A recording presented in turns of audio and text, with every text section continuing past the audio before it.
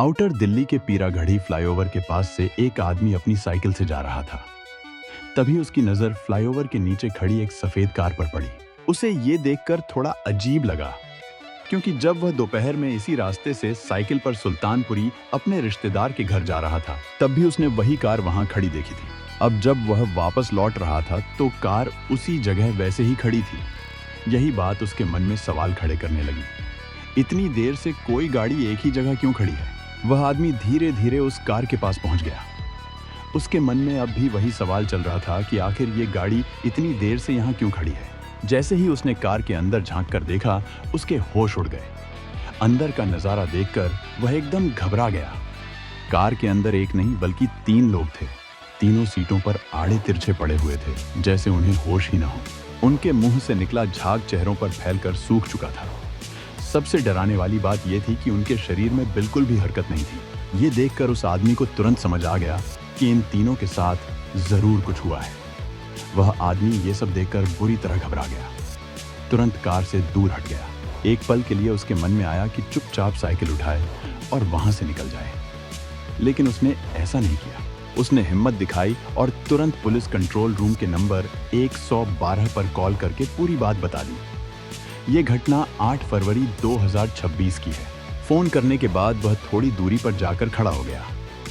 उसके मन में यह भी था कि देखे पुलिस इस तरह की सूचना पर कितनी जल्दी पहुंचती है। कुछ ही देर में पश्चिम बिहार ईस्ट थाने की पुलिस वैन सायरन बजाते हुए वहां पहुंच गई। कंट्रोल रूम से मिली सूचना को डीडी नंबर 55A में दर्ज किया गया था। पुलिस ने आते ही तुरंत कार को चारों तरफ से घेर लिया। एसआई राजेश कुमार ने आगे बढ़कर कार के अंदर झांका। अंदर का दृश्य साफ था। ड्राइविंग सीट पर एक अधेड़ उम्र का आदमी स्टीयरिंग पर तिरछा झुका हुआ पड़ा था, जैसे अचानक ही उसकी हालत बिगड़ गई हो। बाकी दोनों भी अपनी सीटों पर उसी तरह बेसुध पड़े थे। कार की पीछे वाली सीट पर भी एक आदमी और एक महिला पड़े थे। दोनों की उम्र करीब 40 से 45 साल के आसपास लग रही थी। तीनों के मुंह से निकला झाग सूख चुका था, जिससे साफ लग रहा था कि मामला गंभीर है। एसआई राजेश कुमार ने बिना समय गंवाए तुरंत एम्बुलेंस को कॉल किया।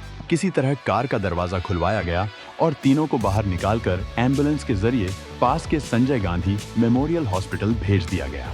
उनके साथ हेड कांस्टेबल कुलदीप को भी भेजा गया था। इसके बाद एसआई राजेश ने कार की तलाशी ली। अंदर से उन्हें कुछ चीजें मिली। खाली गिलास, शराब की बोतल, कोल्ड ड्रिंक, 2 मोबाइल फोन, कुछ नकद पैसे, आधा। लाइसेंस के मुताबिक उसकी उम्र 76 साल थी। जरूरी कागजी कार्रवाई पूरी करने के बाद एसआई राजेश कुमार ने एफएसएल टीम को मौके पर बुलाया और सारी जानकारी एसएचओ राजपाल मीना को दे दी। हेड कांस्टेबल सुमित को वहीं छोड़कर वह खुद थाने लौट आए। लेकिन अभी वह थाने पहुंचे ही थे कि तभी संजय गांधी हॉस्पिटल से हेड कांस्टेबल कुलदीप का फोन आया। उसकी आवाज में घबराहट साफ सुनाई दे रही थी। जिन 3 लोगों को हम अस्पताल लेकर आए थे, डॉक्टरों ने उन्हें मृत घोषित कर दिया है। डॉक्टरों के मुताबिक तीनों की मौत करीब 4 से 5 घंटे पहले हुई है और वजह किसी जहरीली चीज खाने पीने की लग रही है। पुलिस ने तीनों में से एक व्यक्ति की पहचान कर ली थी, लेकिन बाकी 2 की पहचान अभी बाकी थी। इसलिए पुलिस टीम ने सबसे पहले रणधीर के घर जाने का फैसला किया, ताकि परिवार से बात करके कुछ और जानकारी मिल सके और बाकी 2 लोगों की पहचान भी हो सके। इसी दौरान एसएचओ ने डीसीपी सचिन शर्मा को फोन करके पूरी घटना की जानकारी दे दी। इसके बाद पुलिस टीम दिल्ली के द्वारका इलाके के गांव बापरोला पहुंची, जहां रणधीर का घर था। बापरोला नजफगढ़ क्षेत्र में आता है। वहां पुलिस की मुलाकात उसके चचेरे भाई सखर और भतीजे हरीश से हुई। पुलिस ने जब उन्हें पूरी बात बताई तो घर में चिंता का माहौल बन गया। सखर ने बताया कि रणधीर के पिता मीर सिंह इलाके के बड़े जमींदार थे। रणधीर खुद भी खेती का काम संभालते थे और साथ ही प्रॉपर्टी का काम भी करते थे। उनकी आमदनी काफी अच्छी थी और हर महीने उन्हें लगभग 40 से 42 लाख रुपए किराए के रूप में मिलते थे। इतनी अच्छी आर्थिक स्थिति होने के बावजूद यह घटना और भी ज्यादा रहस्यमय लगने लगी। कुछ देर खामोश रहने के बाद सखर ने बताया कि रणधीर सुबह घर से कहीं गए थे और उनके साथ शिव नरेश भी थे। शिव नरेश उनके साथ प्रॉपर्टी का काम करते थे। उसने यह भी बताया कि रणधीर शराब को हाथ तक नहीं लगाते थे, इसलिए शक था कि उनके साथ मिला दूसरा व्यक्ति शिव नरेश ही हो सकता है। उसने आगे बताया कि शिव नरेश दिल्ली के नांगली डेयरी इलाके में अकेले रहते थे, जबकि उनका पैतृक घर एटा में है। साथ में मिली महिला के बारे में उसे कोई जानकारी नहीं थी। इसके बाद एसआई राजेश सखर और हरीश को साथ लेकर संजय गांधी मेमोरियल हॉस्पिटल पहुंचे। वहां दोनों ने रणधीर की पहचान की और साथ ही दूसरे व्यक्ति की भी पहचान कर दी। उन्होंने बताया कि वह शिव नरेश ही हैं, जो रणधीर के साथ प्रॉपर्टी का काम करते थे। महिला की पहचान अब भी नहीं हो पाई थी। हालांकि हरीश ने इतना जरूर बताया कि उसने इस महिला को एक बार शिव नरेश के साथ रणधीर के ऑफिस में देखा था। उसे लगा कि शायद वह कोई प्लॉट या प्रॉपर्टी देखने आई होगी। अब तक 2 शवों की पहचान हो चुकी थी। तीनों शवों को पोस्टमार्टम के लिए भेज दिया गया और डॉक्टरों को निर्देश दिए गए कि विसरा सुरक्षित रखकर लैब में जांच के लिए भेजा जाए। मामले की गंभीरता को देखते हुए डीसीपी सचिन शर्मा ने एडिशनल डीसीपी नर्रा चैतन्य की देखरेख में एक टीम गठित की। अब यह मामला पूरी तरह से जांच के दायरे में आ चुका था और हर एंगल से इसकी पड़ताल शुरू हो गई थी। जांच टीम ने अपनी जांच उसी सफेद कार से शुरू की जो पीरागढ़ी फ्लाईओवर के नीचे खड़ी मिली थी। सबसे पहले उन्होंने ये पता करने की कोशिश की कि कार में इन 3 लोगों के अलावा कोई और भी था या नहीं। इसके लिए आसपास लगे सीसीटीवी कैमरों की फुटेज देखी गई। एक कैमरे में दिखा कि ड्राइविंग सीट के पास वाली सीट पर एक बुजुर्ग आदमी बैठा था। उसके सिर पर बाल नहीं थे और दाढ़ी मूंछ थी। चेहरा साफ नहीं दिख रहा था। अब पुलिस ने कार से मिले मोबाइल फोन चेक किए। नंबर मिलाकर देखा तो महिला का नाम और पता मिल गया। एक नंबर पर फोन किया तो सामने से सलीम नाम के आदमी ने उठाया। उसने बात करते ही लक्ष्मी का नाम लिया। इससे पक्का हो गया कि फोन उसी का है। पुलिस ने उसे फोटो भेजी। सलीम ने तुरंत पहचान लिया, वो लक्ष्मी ही थी। उसने बताया कि लक्ष्मी जहांगीरपुरी में रहती है और वो खुद भी वहीं रहता है। इसके बाद पुलिस टीम सीधे जहांगीरपुरी पहुंच गई। उन्हें लगा कि घर से कुछ जरूरी बात पता चल सकती है। लक्ष्मी के घर पर उसका पति जयप्रकाश मिला, जो बीमार था। उसने बताया कि लक्ष्मी उसकी बीमारी को लेकर बहुत परेशान रहती थी। वो उसे ठीक कराने के लिए मंदिरों और दरगाहों के चक्कर लगाती रहती थी। पिछले करीब 1 साल से वो लोनी, गाजियाबाद में एक तांत्रिक के पास भी जा रही थी। उस तांत्रिक ने उसे यकीन दिलाया था कि वो उसके पति को पूरी तरह ठीक कर देगा और इसी उम्मीद में लक्ष्मी बार बार उसके पास जाती थी। इंस्पेक्टर राजपाल मीणा ने जयप्रकाश से पूछा कि क्या उसे उस तांत्रिक का नाम पता है जहां उसकी पत्नी लक्ष्मी जाती थी। जयप्रकाश ने बताया कि उसका नाम कमरुद्दीन है। उसने यह भी कहा कि लक्ष्मी आने वाली होगी, वही उन्हें उस तांत्रिक के ठिकाने तक ले जाएगी, क्योंकि वह उसी के पास गई हुई है।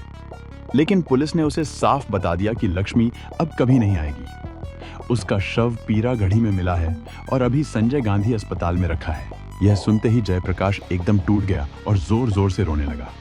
पुलिस टीम कुछ देर वहीं रुकी ताकि उसका दुख थोड़ा कम हो जाए।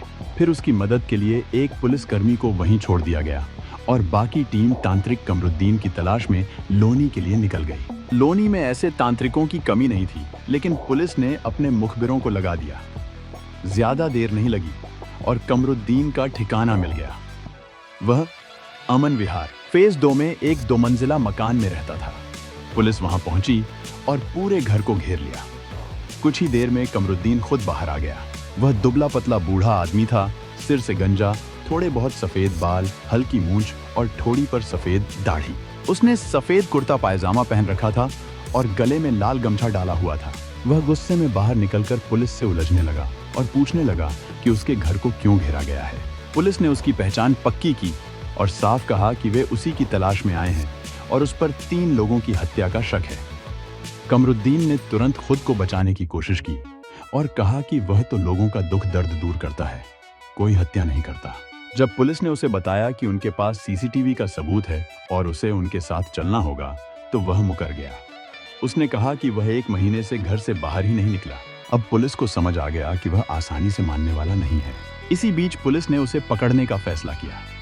जैसे ही उसे पकड़कर ले जाने लगे, वह चिल्लाने लगा कि यहाँ से ले जाना भारी पड़ेगा और लोग पुलिस को घेर लेंगे। एक महिला गुस्से में बोली कि वह ढोंगी है और पैसे 2 गुना करने का लालच देकर लोगों को ठगता है। दूसरी महिला ने भी कहा कि उसने उसका लाखों रुपया हड़प लिया। यह देखकर पुलिस को समझ आ गया कि इलाके में कोई भी उसके पक्ष में नहीं है। फिर पुलिस ने बिना देर किए उसे गाड़ी में बैठाया और पश्चिम विहार थाने ले गई। कमरुद्दीन रास्ते भर चिल्लाता रहा, लेकिन अब उसकी कोई सुनने वाला नहीं था। थाने में जब कमरुद्दीन से सख्ती से पूछताछ हुई तो वह ज्यादा देर तक टिक नहीं पाया। थोड़ी ही देर में सब सच उगलने लगा। उसने बताया कि तीनों को उसी ने जहरीले लड्डू खिलाकर मारा है। पूछताछ में उसने खुलासा किया कि वह लोगों को अपने झांसे में फंसाकर ठगता था। उसके साथ सलीम नाम का आदमी काम करता था, जो ऐसे लोगों को उसके पास लाता था जो किसी परेशानी में होते थे, जैसे बीमारी, पैसे की दिक्कत या घरेलू झंझट। लक्ष्मी भी उसी तरह उसके जाल में फंस गई थी। उसका पति बीमार रहता था, इसलिए वह इलाज की उम्मीद में कमरुद्दीन के पास आने लगी। पहले उसने झाड़ फूंक, राख और ताबीज के नाम पर उससे पैसे लिए। जब कोई फायदा नहीं हुआ तो उसने नया लालच दिया, पैसे बढ़ाने का। उसने लक्ष्मी को यकीन दिलाया कि वह पैसे कई गुना कर सकता है। इसी लालच में लक्ष्मी, रणधीर और शिव नरेश को उसके पास लेकर आई। कमरुद्दीन ने बताया कि उसने रणधीर को 2 लाख रुपए को 3 करोड़ बनाने का झांसा दिया।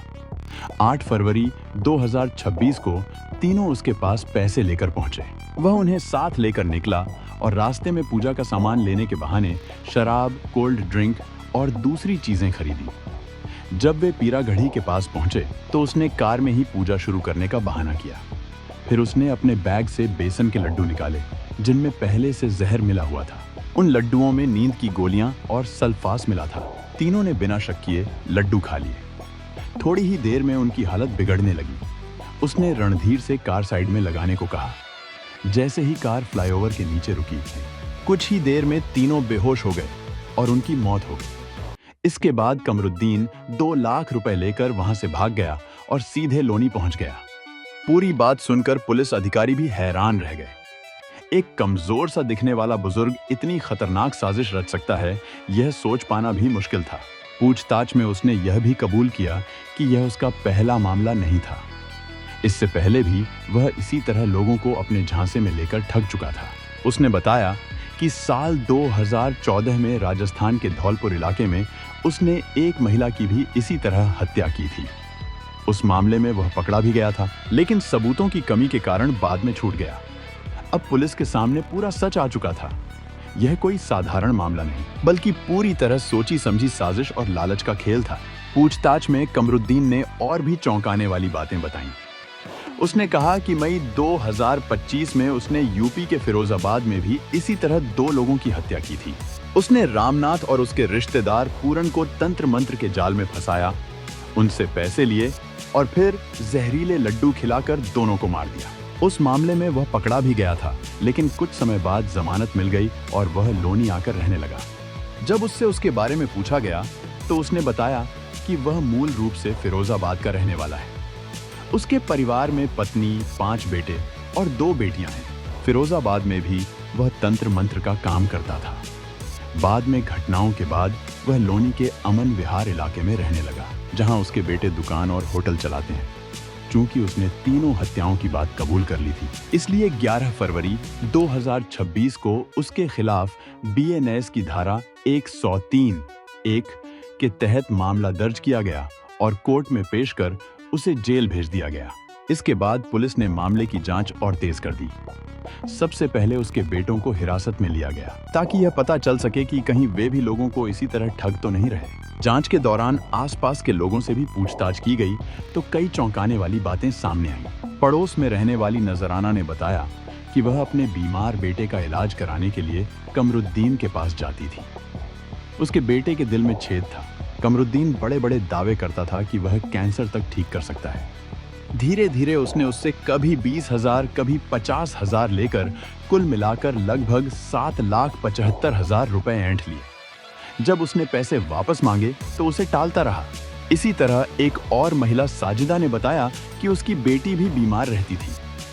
लोगों के कहने पर वह उसे कमरुद्दीन के पास ले गई। उसने तरह तरह की चीजें मंगवाई।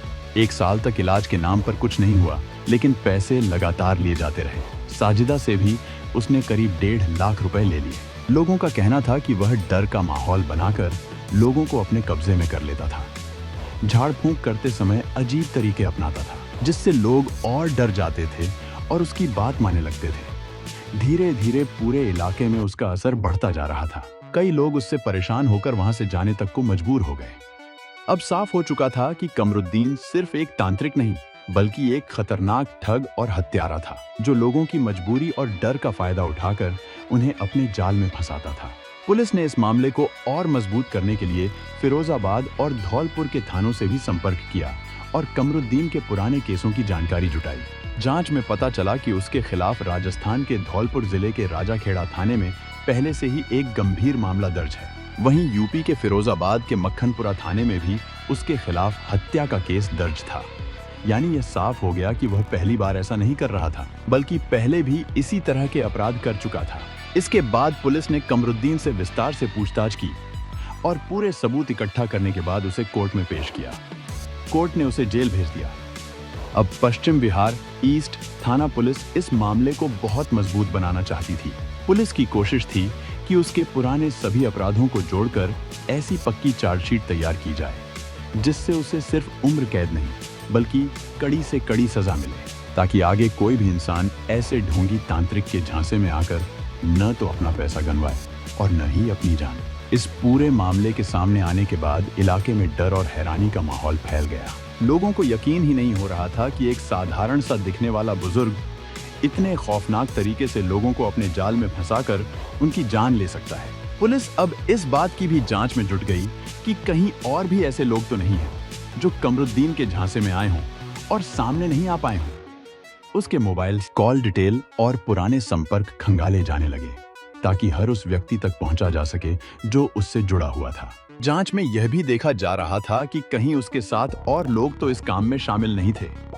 खासकर सलीम की भूमिका को भी गहराई से जांचा जा रहा था, क्योंकि वही लोगों को उसके पास लेकर आता था, बल्कि एक बड़े गिरोह और लंबे समय से चल रहे ठगी के खेल की तरफ इशारा करने लगा। पुलिस ने लोगों से भी अपील की कि अगर कोई भी व्यक्ति कमरुद्दीन के संपर्क में आया हो या उससे ठगा गया हो तो आगे आकर शिकायत दर्ज कराए। इस घटना ने एक बार फिर यह साबित कर दिया कि अंधविश्वास और लालच इंसान को ऐसे जाल में फंसा देता है जहां से निकलना मुश्किल ही नहीं, कभी कभी नामुमकिन हो जाता है। इस कहानी की सबसे बड़ी सीख यही है, किसी भी अनजान व्यक्ति, खासकर ऐसे तांत्रिक या चमत्कार का दावा करने वालों पर आंख बंद करके भरोसा करना बहुत भारी पड़ सकता है। समय रहते सही इलाज, सही सलाह और समझदारी ही इंसान को सुरक्षित रख सकती है।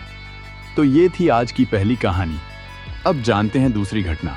ये बात 2015 की है। मेरठ की मवाना रोड पर डिफेंस नाम की एक कॉलोनी है।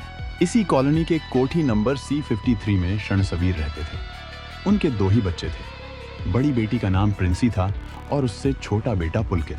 प्रिंसी पढ़ाई में बहुत तेज थी।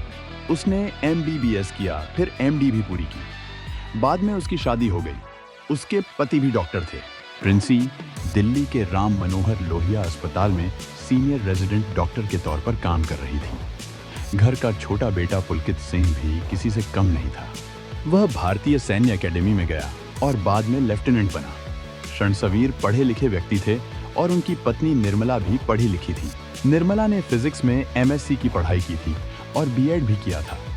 वह पहले एक स्कूल में पढ़ाती थी, लेकिन साल 2000 में घर की जिम्मेदारियों के कारण उन्होंने नौकरी छोड़ दी। शरणसवीर सिंह मुजफ्फरनगर जिले की जानसठ तहसील के जंघेड़ी गांव के रहने वाले थे। उनके पिता वेद सिंह किसान थे। शरणसवीर 5 भाइयों में चौथे नंबर पर थे। उनके बाकी भाई गांव में ही रहते थे। इन भाइयों में सुभाष की तबीयत ठीक नहीं रहती थी। उनका इलाज लगातार चल रहा था। शरीर कमजोर होने की वजह से वह ठीक से चल फिर भी नहीं पाते थे। कुछ महीने पहले शरणसवीर ने मेरठ में ही उनका ऑपरेशन करवाया था। ऑपरेशन के बाद सुभाष कुछ दिन मेरठ में रहे, फिर वापस गांव चले गए। उनकी पत्नी सविता उस समय भी शरणसवीर के साथ ही रह रही थी। शरणसवीर के सबसे छोटे भाई सुखपाल की बेटी शालू सिंह भी उन्हीं के पास रहकर पढ़ाई कर रही थी। शालू एक इंजीनियरिंग कॉलेज से BBA कर रही थी। उस समय शरणसवीर की पोस्टिंग जिला संभल में थी। वह वहीं रहते थे, लेकिन हर हफ्ते या 10 दिन में घर जरूर आ जाया करते थे।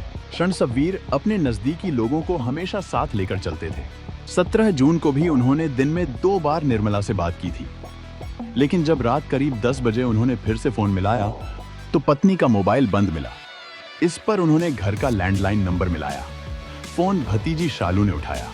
शरणसवीर ने उससे निर्मला के बारे में पूछा। शालू ने बताया कि निर्मला घर पर नहीं है। यह सुनकर शरणसवीर चौंक गए, क्योंकि उस वक्त तक निर्मला को घर पर ही होना चाहिए था।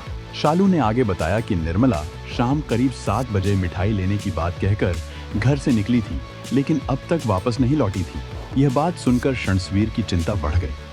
उन्होंने शालू से कहा कि वह आसपास और पड़ोस में जाकर देखे। रणसवीर को पहले लगा कि शायद किसी से बातचीत में समय लग गया हो। दरअसल यह बात सही थी कि निर्मला को मिठाई लेने जाना था। उन्होंने दिन में ही फोन पर बताया था कि बेटे के अफसर बनने की खुशी में मोहल्ले के कुछ लोगों को मिठाई देनी है, लेकिन बिना बताए इतनी देर तक बाहर रहना निर्मला की आदत नहीं थी। यही बात रणसवीर को परेशान कर रही थी। कुछ देर बाद उन्होंने फिर से शालू को फोन किया। शालू ने बताया कि वह पड़ोस में सभी जगह पूछ चुकी है, लेकिन निर्मला कहीं नहीं मिली। रणसवीर ने फोन पर सिर्फ शालू से ही बात की, क्योंकि जेठ होने की वजह से सविता उनसे फोन पर बात नहीं करती थी। उन्होंने शालू से फिर फोन करके कहा कि वह पास ही रहने वाली मनोरमा के यहाँ जाकर देख आए, शायद निर्मला वहीं हो।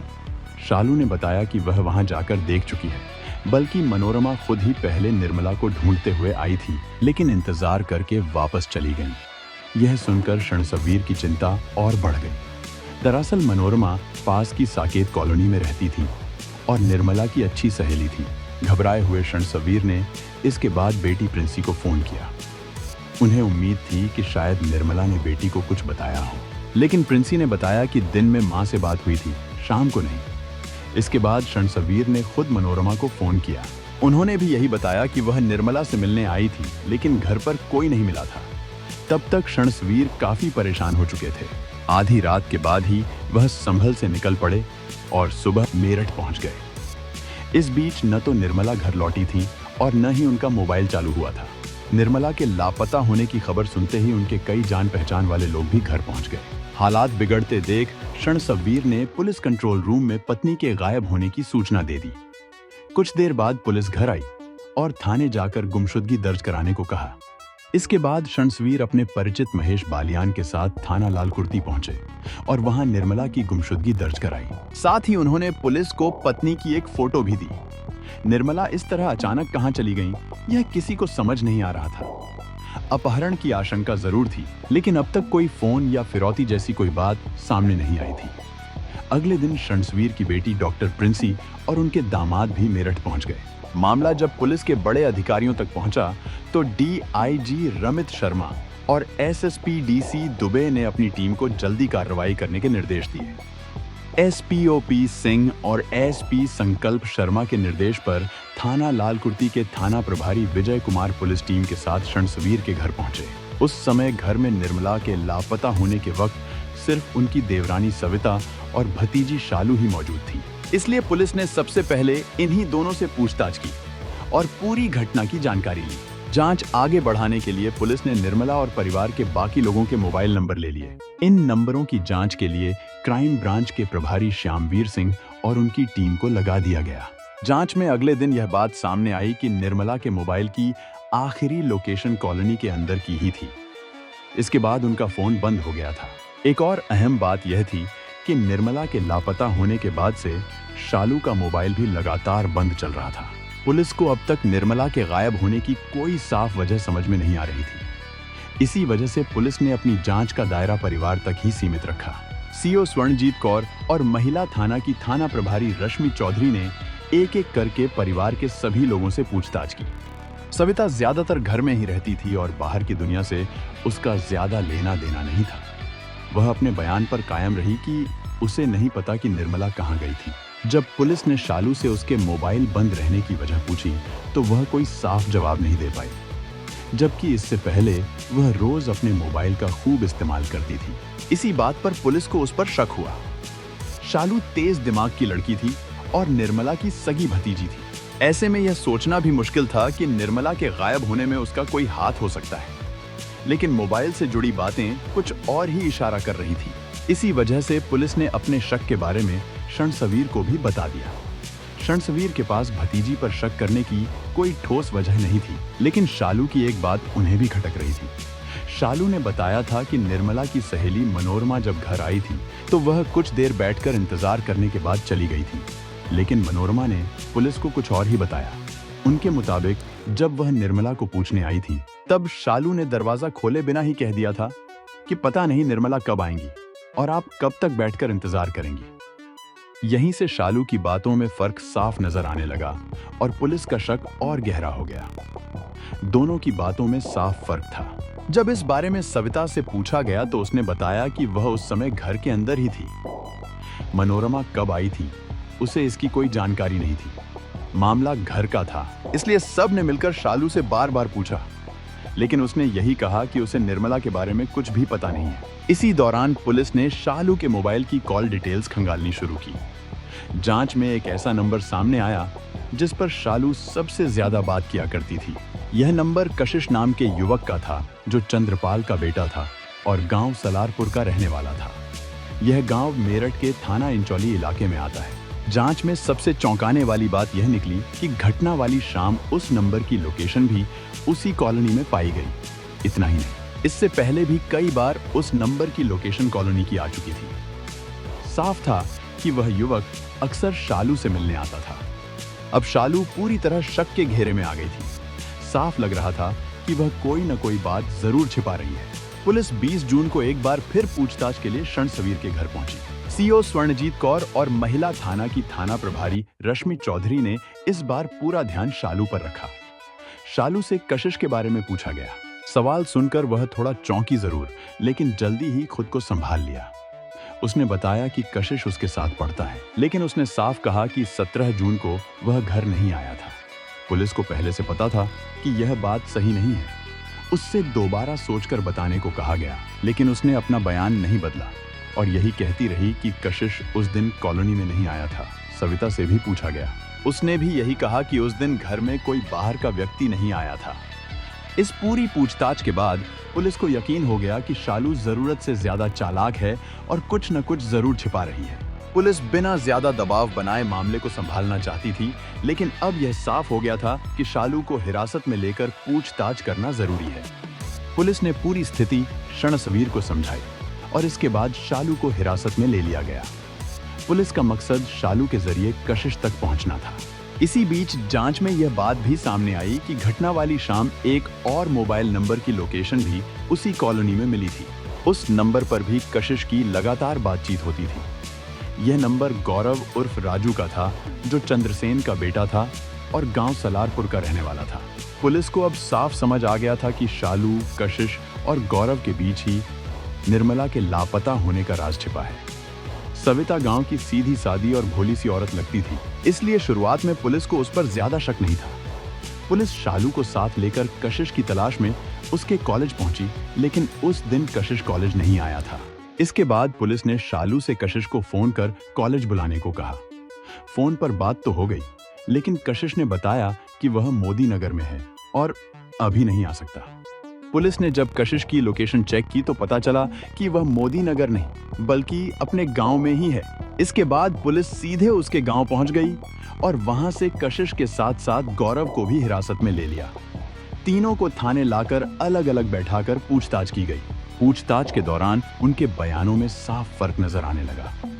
इसके बाद जब पुलिस ने सख्ती की तो उन्होंने ऐसे चौंकाने वाले सच उगल दिए जिनके सुनकर पुलिस भी सन्न रह गई। पूछताछ में खुलासा हुआ कि इन लोगों ने मिलकर निर्मला की हत्या कर दी थी और शव को ठिकाने लगा दिया था। इस हत्या में निर्मला की देवरानी सविता भी शामिल थी। जो बाहर से भोली दिखाई देती थी, वह पूरे मामले की सच्चाई जानती थी और सब कुछ छिपाए हुए थी। इसके बाद पुलिस ने सविता को भी हिरासत में ले लिया। जैसे ही निर्मला की हत्या की बात सामने आई, पूरे परिवार में कोहराम मच गया। कशिश की निशानदेही पर पुलिस ने डिफेंस कॉलोनी से करीब 20 किलोमीटर दूर मोदीपुरम ललसाना मार्ग पर एक जगह से निर्मला का शव बरामद कर लिया। जब शव मिला तब भी उनके गले में दुपट्टा कसा हुआ था और हाथ बंधे हुए थे। पुलिस ने शव का पंचनामा भरकर उसे पोस्टमार्टम के लिए भेज दिया। इसके बाद शरणसवीर की तहरीर पर पुलिस ने पकड़े गए सभी लोगों के खिलाफ धारा 302 और 201 के तहत मामला दर्ज कर लिया और उन्हें विधिवत गिरफ्तार कर लिया। फिर सभी से अलग अलग और विस्तार से पूछताछ की गई।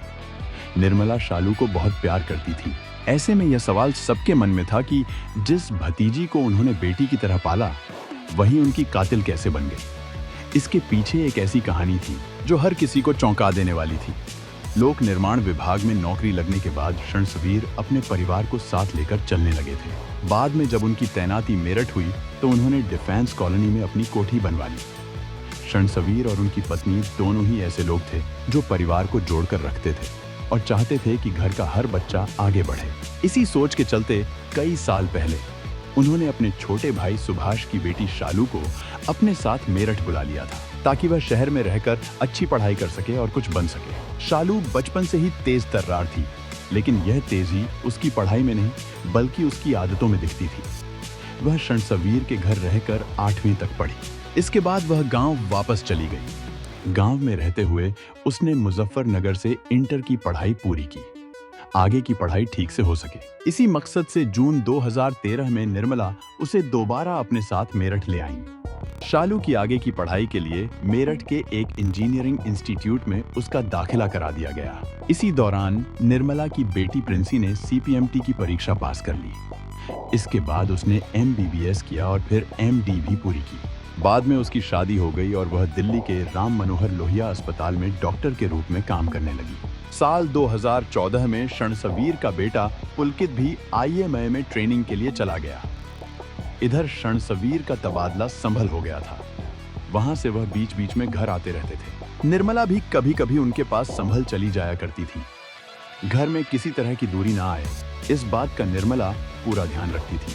वह शालू का हर तरह से ख्याल रखती थी, लेकिन शालू उन लड़कियों में से थी जो मिली हुई आज़ादी का गलत फायदा उठा लेती।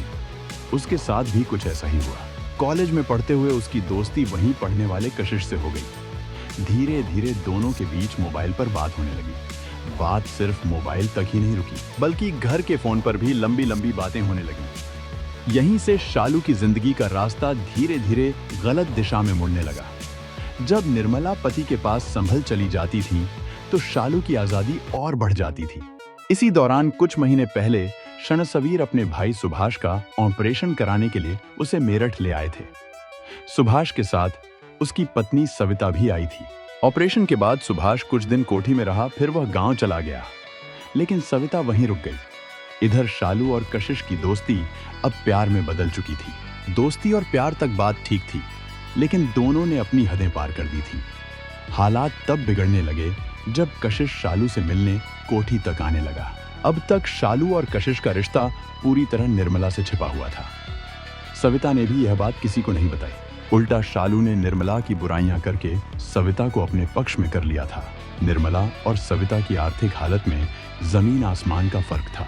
यह बात सविता को अंदर ही अंदर जलाती रहती थी। इसी जलन की वजह से उसने शालू की हर हरकत को निर्मला से छिपाए रखा और उसे खुली छूट दे दी। सविता को यह अंदाजा भी नहीं था कि यह सब आगे चलकर इतना भयानक मोड़ ले लेगा।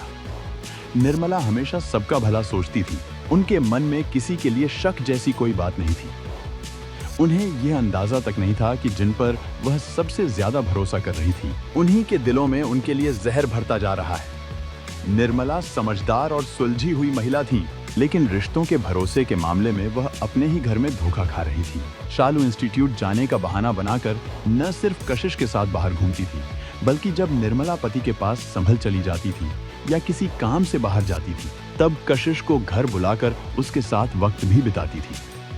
निर्मला जब कभी सविता से शालू के बारे में पूछती थी तो सविता कभी उसकी कोई शिकायत नहीं करती थी। वह हर बार यही जताती थी कि सब कुछ ठीक है, लेकिन ऐसी बातें ज्यादा दिन छिपी नहीं रहती। एक दिन किसी तरह निर्मला को शालू और कशिश के रिश्ते की भनक लग गई। यह जानकर वह बहुत नाराज हुई। उन्होंने शालू को सख्त समझाया और सही गलत की समझ दी। शालू ने खुद को बचाने की कोशिश की और बात को हल्का बताने लगी। उसने कहा कि कशिश सिर्फ उसका कॉलेज का साथी है और कभी कभी पढ़ाई से जुड़े काम के लिए ही घर आ जाता है। लेकिन उस दिन के बाद निर्मला का मन पूरी तरह बेचैन हो चुका था। निर्मला अपने देवर की बेटी को अच्छे भविष्य के लिए अपने साथ रखकर पढ़ा रही थी। उसे सही रास्ते पर रखना, समाज और घर की मर्यादा समझाना वह अपनी जिम्मेदारी मानती थी। उन्होंने वही किया भी। शालू ने कशिश से रिश्ता खत्म करने की बात कही और झूठी कस्में भी खा ली। झूठ बोलना और कसम खाना शालू की आदत में शामिल था। यह उसकी पहली बड़ी गलती थी जो निर्मला की नजर में आई थी। शालू ने वादा तो किया, लेकिन ज्यादा दिनों तक उस पर टिक नहीं पाई। कुछ समय बाद कशिश ने फिर से घर आना शुरू कर दिया। इस बार निर्मला ने यह बात घर के लोगों को बता दी। सभी ने मिलकर शालू को समझाया घर में कोई गैर लड़का आ रहा था। यह बात सबसे पहले सविता ही बता सकती थी, लेकिन उसने खुद को बचाते हुए कहा कि शालू उसे उसके सो जाने के बाद बुलाती होगी, इसलिए उसे पता नहीं चलता। असल में यह पूरी तरह झूठ था। सविता अच्छी तरह जानती थी कि कशिश कब आता था और कब जाता था, लेकिन उसने जानबूझकर सब कुछ छिपाए रखा। यहीं से हालात और बिगड़ते चले गए। शालू की हरकतें सामने आने के बाद रणसवीर उसे मेरठ में रखने के पक्ष में नहीं थे। उन्होंने साफ कह दिया था कि अब उसे गांव भेज देना चाहिए, लेकिन निर्मला शालू के समर्थन में खड़ी हो गई। उनका कहना था कि उसे एक आखिरी मौका मिलना चाहिए। वह नहीं चाहती थी कि शालू की पढ़ाई बीच में छूटे और उसका भविष्य खराब हो जाए। कुछ दिन तक हालात ठीक रहे, लेकिन शालू जल्दी ही फिर अपने पुराने ढर्रे पर लौट आई। वह फोन पर घंटों बातें करती रहती थी, जिस पर निर्मला उसे डांट देती थी। इसी दौरान रणसवीर मेरठ आए और निर्मला को साथ लेकर बेटे की परेड देखने देहरादून चले गए। वहां से लौटने के बाद रणसवीर फिर संभल चले गए। एक दिन निर्मला शालू की अलमारी में रखी किताबें देखने लगी। तभी उन्हें अलमारी में छिपाकर रखे कुछ कागज मिले। उन कागजों को देखते ही उनके पैरों तले जमीन खिसक गई। वे महिला डॉक्टरों की मेडिकल रिपोर्ट थी और उन पर शालू का नाम लिखा था। सच्चाई यह थी कि शालू प्यार के नाम पर सारी हदें पार कर चुकी थी। निर्मला को कभी उम्मीद नहीं थी कि शालू इस हद तक गिर सकती है। उन्होंने शालू को बुलाया और सख्ती से सवाल किए। रिपोर्ट देखकर शालू पूरी तरह घबरा गई। वह कुछ बोल नहीं पाई। निर्मला उस वक्त बेहद गुस्से में थी। उन्होंने साफ फैसला सुना दिया कि अब वह शालू को और बर्दाश्त नहीं करेंगी। वह सबको सच्चाई बताकर उसे गांव भेज देंगी। शालू ने उनका भरोसा पूरी तरह तोड़ दिया था। यह सब 16 जून 2015 की बात है। शालू अपनी हरकतें सामने आ जाने से बुरी तरह डर गई थी। यह बातें सविता से भी छिपी नहीं थी। सविता ने शालू से साफ कह दिया था कि अब उसे कोई नहीं बचा सकता। शालू किसी भी हाल में अपनी आजादी खोना नहीं चाहती थी। उसे लग रहा था कि अगर निर्मला ने सबको सच्चाई बता दी तो उसे हमेशा के लिए गांव भेज दिया जाएगा और उसकी जिंदगी पूरी तरह बदल जाएगी। इसी डर में शालू ने मन ही मन एक खतरनाक फैसला ले लिया। उसने फोन पर कशिश से बात की और उसे पूरी बात समझाई। उसका साफ कहना था कि वह कशिश को खोना नहीं चाहती और अगर निर्मला जिंदा रही तो सब खत्म हो जाएगा। उसे लगने लगा था कि निर्मला के रास्ते से हटते ही उसकी आजादी बच सकती है। उसके सिर पर भी जुनून सवार था। दोनों ने मिलकर निर्मला को रास्ते से हटाने की योजना बना ली। इस साजिश को अंजाम देने के लिए कशिश ने अपने गांव के दोस्त गौरव को भी शामिल कर लिया। वहीं शालू ने घर के अंदर से मदद पाने के लिए सविता को भी अपनी योजना में शामिल कर लिया। अब चारों एक ही रास्ते पर चल पड़े थे और उसी रास्ते का अंत बहुत भयानक होने वाला था। सविता के मन में भी यह बात बैठ गई थी कि अगर निर्मला इस घर में नहीं रही तो घर में उसी की चलेगी। यही सोच उसे अंदर ही अंदर खुश कर रही थी। इधर शालू हर वक्त निर्मला पर नजर रखने लगी थी, खासकर तब जब वह फोन पर अपने पति या बेटी से बात करती थी। निर्मला ने अब तक शालू की हरकतों के बारे में किसी को कुछ नहीं बताया था। जब भी निर्मला फोन पर बात करती थी, शालू सामने हाथ जोड़कर खड़ी हो जाती थी। यह सब वह जानबूझकर करती थी ताकि निर्मला को शक न हो। योजना के मुताबिक 17 जून को कशिश कॉलोनी में आया। शालू बहाने से बाहर गई और उससे मिली। कशिश ने उसे नींद की गोलियां दी और कहा कि काम हो जाने के बाद उसे फोन कर देना। दोपहर के बाद निर्मला अपने बेडरूम में थी। तभी शालू उनके लिए शरबत बनाकर ले गई। उसने उस शरबत में नींद की कई गोलियां मिला दी थी। निर्मला को कुछ पता नहीं था, इसलिए उन्होंने शरबत पी लिया। थोड़ी देर में शरबत का असर होने लगा और निर्मला गहरी नींद में चली गई। गोलियां ज्यादा होने की वजह से उनकी हालत बिगड़ने लगी। कुछ समय बाद उनकी नाक से खून आने लगा और मुंह से झाग भी निकलने लगा। यह सब देखकर शालू अंदर ही अंदर खुश हो रही थी। उसने कशिश को फोन किया और उसके आने का इंतजार करने लगी। थोड़ी देर में कशिश और गौरव वैगनार कार से घर पहुंच गए। सविता ने खुद जाकर गला दबाने के लिए दुपट्टा लाकर दोनों को दे दिया। इसके बाद कशिश और गौरव ने दुपट्टे से निर्मला का गला दबा दिया। उसी वक्त शालू और सविता ने उनके पैर पकड़ लिए थे ताकि वह हिल न सकें। नींद की ज्यादा गोलियां होने की वजह से निर्मला पहले ही बहुत कमजोर हो चुकी थी और कुछ भी कर पाने की हालत में नहीं थी। निर्मला की मौत के बाद चारों ने मिलकर उनके शव को कार में रखा। कार कोठी के अंदर ही खड़ी थी। सविता घर में ही रुक गई, जबकि कशिश गौरव और शालू शव को लेकर एक सुनसान जगह पर गए और वहां उसे छिपाए। इसके बाद कशिश और गौरव अपने अपने घर चले गए। शालू वापस आई और सबसे पहले निर्मला के बेडरूम को अच्छे से साफ किया। फिर उसने बाहर से ताला लगा दिया। इसके बाद उसने निर्मला का मोबाइल बंद करके छिपा दिया। अपना मोबाइल भी उसने बंद कर लिया। शालू ने पहले ही कशिश को समझा दिया था कि घर की सारी बात वह खुद संभाल लेगी और उसी के हिसाब से उससे बात करेगी। शाम को निर्मला की सहेली मनोरमा उन्हें पूछने के लिए घर आई, लेकिन शालू ने बिना दरवाजा खोले ही यह कह दिया कि निर्मला घर पर नहीं है और उन्हें वापस लौटा दिया। शालू और सविता ने पहले ही तय कर लिया था कि इस बात को किसी को पता नहीं चलने देना है। शालू ने सविता को समझा दिया था कि वह खुद ही सब संभाल लेगी। रात करीब 10 बजे रणसवीर का फोन आया। तब शालू ने उन्हें बताया कि निर्मला लापता है। शालू और सविता दोनों ने मिलकर हत्या के सच को पूरी तरह छिपाए रखा। कुछ समय तक उनका यह झूठ चल भी गया, लेकिन आखिरकार मोबाइल ने शालू की सच्चाई सामने ला दी। पुलिस ने जांच के दौरान वैगनार कार भी बरामद कर ली। इसके बाद सभी आरोपियों को अगले दिन यानी 21 जून को अदालत में पेश किया गया, जहां से उन्हें 14 दिन की न्यायिक हिरासत में भेज दिया गया। इस रिश्तों वाली हत्या ने हर किसी को हिलाकर रख दिया था। रणसवीर ने कभी सपने में भी नहीं सोचा था कि अपनों पर किया गया भरोसा ऐसा दर्द देगा। वैसे भी जब रिश्तों में धोखा होता है तो उसका दर्द सबसे ज्यादा होता है, और जब यह दर्द अपने ही देते हैं तो वह और भी गहरा हो जाता है। पुलिस ने इस मामले में वादी की भतीजी शालू, उसके दोस्त कशिश के दोस्त गौरव और राजू, साथ ही सविता को जेल भेज दिया था। इनमें से 4 आरोपी काफी समय तक जेल में बंद भी रहे। मामले की सुनवाई के दौरान आरोपियों की तरफ से 3 वकीलों ने अदालत में बहस की। उनका कहना था कि उनके मुवक्किलों को गलत तरीके से इस केस में फंसाया गया है। 10 सितंबर 2021 को अपर जिला जज कोर्ट संख्या 11 के जज विकास कुमार ने इस मामले में अपना फैसला सुनाया। अदालत ने सबूतों को देखते हुए 5 आरोपियों को आरोपों से बरी कर दिया। हमारा उद्देश्य यह है कि लोग इन घटनाओं से सीखें और गलत रास्तों पर चलने से बचें। यह कहानी एक अहम चेतावनी है जो हमें बताती है कि जीवन में सही फैसले लेना कितना जरूरी है। ऐसी सच्ची घटनाओं और उनसे मिले संदेशों के साथ मैं फिर लौट कर आऊंगा। तब तक के लिए सुरक्षित रहें, सतर्क रहें और याद रखें कि हर कदम सोच समझकर उठाएं।